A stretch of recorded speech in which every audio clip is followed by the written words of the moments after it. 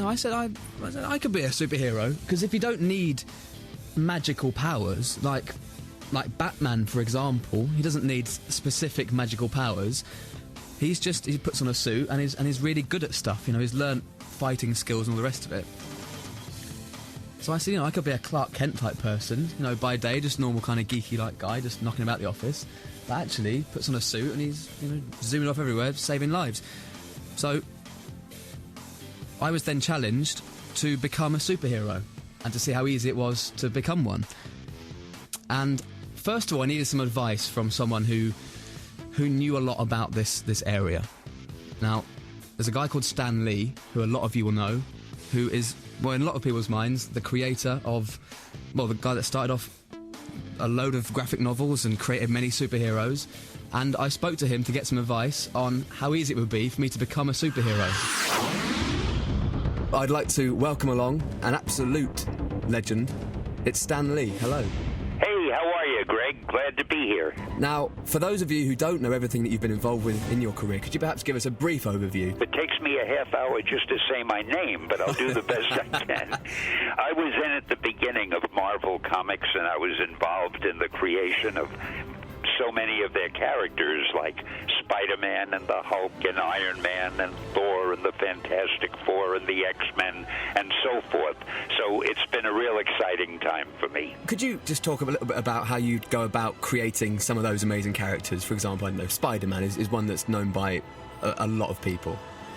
Well, I had already done a few other characters. I had done the Fantastic Four and I had done the Hulk. So I already had somebody who could burst into flame and fly and somebody who was strong and so forth. And I was trying to think of a new superpower for a new character. And I saw a fly crawling on a wall. And I thought, gee, it would be fun to have a superhero who could crawl on walls and sort of stick to the ceiling like an insect. So that gave me the idea for Spider-Man, and lo, a legend was born. Do you think that you need to have superpowers to be a superhero then? Someone like Batman, for example, was a regular guy, but was just, ultra-trained. Would you say he was a superhero? Well, that's a very good question, because according to my definition, I guess he isn't a superhero because of the fact that he doesn't really have a superpower, but by the same token, he wears the mask and nobody knows who he really is, and he almost has superpowers. I mean, the way he can shoot a wire across to another building and swing on it from building to building, he comes pretty close to being a superhero. Do you think if you had enough money and training, you could become a superhero, or supervillain for that matter? Well, I guess so.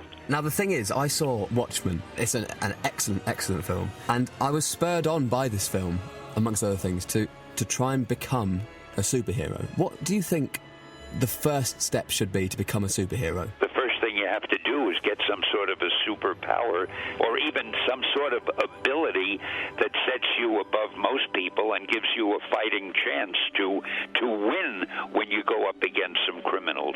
What would qualify you to be a superhero? Can you fight better than anyone else, or run faster, or are you stronger?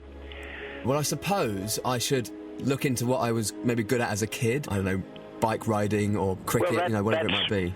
That's more average, so to speak. I mean, most kids are interested in that. But if I was to heighten these powers and maybe I became a super cricketer, for example... Oh, yeah. Again, a superhero seems to be somebody with heightened powers, whatever they may be. Right. So if you could play cricket better than any other human being, okay, I guess that would put you in a super category.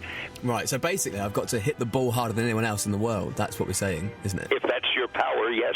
Or maybe I could go round the English counties and point out when something isn't quite cricket. You know what I mean? To say, no, that's not quite cricket.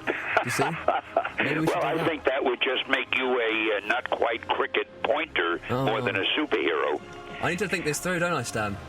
I mean, it seems to me a little old lady could do the same thing. But if I had a nice costume on... Well, that would help a little bit, but the little old lady could also wear a costume, couldn't she? I think maybe if you tried to do something that would be more within the realm of possibility, for example, you're not an inarticulate human being. Maybe you could become a superhero by the way you talk. Maybe you could out-talk all the villains. Right, okay. We could call it, let's say, the master mouth or something of that sort. Every time some villain is there and you want to apprehend him, you just talk him to death. Okay.